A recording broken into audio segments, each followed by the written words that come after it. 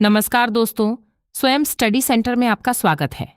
क्या आपने कभी सोचा है कि जब महंगाई बढ़ती है तो आरबीआई कुछ ही दिनों में उसे कैसे कंट्रोल करने की कोशिश करता है? इसका जवाब है मॉनेटरी पॉलिसी और उसके 4 सबसे बड़े हथियार: सीआरआर, एसएलआर, रिपो रेट और रिवर्स रिपो रेट। आज के वीडियो में हम ये सब समझेंगे, आसान भाषा में, करंट रेट्स के साथ। पूरा वीडियो देखिए, आखिर में एक एग्जाम क्वेश्चन भी है। मॉनेटरी पॉलिसी वो नीति है जिसके जरिए आरबीआई अर्थव्यवस्था में पैसे की सप्लाई और उसकी कॉस्ट यानी इंटरेस्ट रेट को कंट्रोल करता है। इसका मकसद है महंगाई को काबू में रखना, इकोनॉमिक ग्रोथ को सहारा देना, बैंकिंग सिस्टम में पर्याप्त लिक्विडिटी बनाए रखना। आरबीआई की मॉनेटरी पॉलिसी कमेटी एमपीसी, जिसमें 6 सदस्य होते हैं, हर 2 महीने में मिलकर इन रेट्स की समीक्षा करती है। सीआरआर यानी कैश रिजर्व रेशियो, हर कमर्शियल बैंक को अपने कुल डिपॉजिट्स एनडीटीएल का एक तय प्रतिशत नकद के रूप में आरबीआई के पास रखना अनिवार्य होता है, बिना किसी ब्याज के। असर समझिए, सीआरआर बढ़े, बैंकों के पास लोन देने के लिए कम पैसा बचता है, लिक्विडिटी घटती है, महंगाई पर लगाम। सीआरआर घटे, बैंकों के पास ज्यादा पैसा बचता है, वे ज्यादा लोन दे सकते हैं, लिक्विडिटी बढ़ती है, ग्रोथ को सहारा करंट। सीआरआर 3.00% एसएलआर यानी स्टैट्यूटरी लिक्विडिटी रेशियो, बैंकों को अपने डिपॉजिट्स का एक हिस्सा लिक्विड एसेट्स के रूप में अपने पास ही रखना होता है, जैसे कैश, गोल्ड या सरकारी सिक्योरिटीज, जी-सेक्स। सीआरआर के उलट, यह आरबीआई के पास नहीं बल्कि बैंक के अपने पास रहता है और इस पर कुछ रिटर्न भी मिलता है। असर समझिए, एसएलआर बढ़े, बैंकों को लोन देने के लिए कम पैसा मिलता है, क्रेडिट ग्रोथ धीमी। एसएलआर घटे, बैंकों के पास लोन देने के लिए ज्यादा पैसा उपलब्ध। करंट एसएलआर 18.00%, रेपो रेट यानी वह दर जिस पर आरबीआई सरकारी सिक्योरिटीज को कोलैटरल गिरवी रखकर कमर्शियल बैंक्स को शॉर्ट टर्म के लिए पैसा उधार देता है। यह आरबीआई की मॉनेटरी पॉलिसी का सबसे ज्यादा चर्चित टूल है।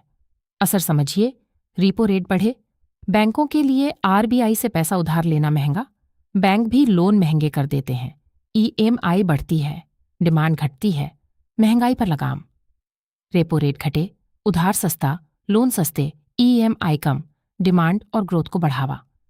करंट रेपो रेट 5.25% आरबीआई की अगस्त 2026 की पॉलिसी मीटिंग में लगातार बनाए रखा गया, न्यूट्रल स्टैंड के साथ। रिवर्स रेपो रेट का बिल्कुल उल्टा काम करती है। यह वह दर है जिस पर कमर्शियल बैंक्स अपना अतिरिक्त पैसा आरबीआई के पास शॉर्ट टर्म के लिए जमा करते हैं और उस पर ब्याज कमाते हैं। असर समझिए, रिवर्स रेपो रेट बढ़े, बैंकों को आरबीआई के पास पैसा रखने पर ज्यादा ब्याज मिलता है, बैंक ज्यादा पैसा आरबीआई के पास जमा करते हैं, बाजार में लिक्विडिटी घटती है। रिवर्स रेपो रेट घटे, बैंक पैसा आरबीआई के पास कम रखते हैं, बाजार में ज्यादा पैसा बना रहता है।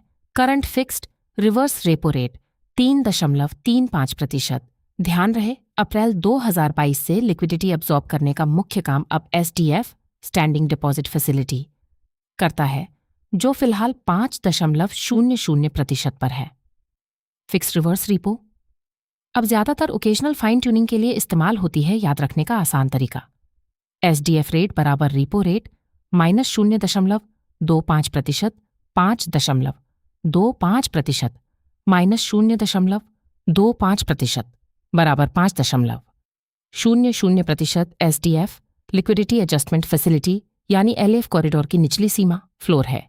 एमएसएफ रेट बराबर रेपो रेट प्लस 0.25%, 5.25% प्लस 0.25% बराबर 5.50%।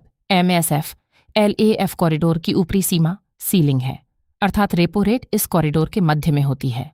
एग्जाम पॉइंट: वर्तमान व्यवस्था में एसडीएफ एलएएफ कॉरिडोर का फ्लोर है। फिक्स्ड रिवर्स रेपो रेट 3.35% है, लेकिन अब वह कॉरिडोर की मुख्य निचली सीमा नहीं है। तो दोस्तों, अब आप समझ गए कि सीआरआर, एसएलआर, रेपो रेट और रिवर्स रेपो रेट कैसे मिलकर आरबीआई की महंगाई और ग्रोथ को बैलेंस करने की रणनीति बनाते हैं। अगर वीडियो पसंद आया हो तो लाइक करें, अपने दोस्तों के साथ शेयर करें और रोज ऐसे ही एग्जाम रेडी फैक्ट्स के लिए स्वयं द सेल्फ स्टडी सेंटर को सब्सक्राइब जरूर करें। कमेंट में बताइए, रिपो रेट बढ़े तो महंगाई घटेगी या बढ़ेगी? मिलते हैं अगले वीडियो में। धन्यवाद।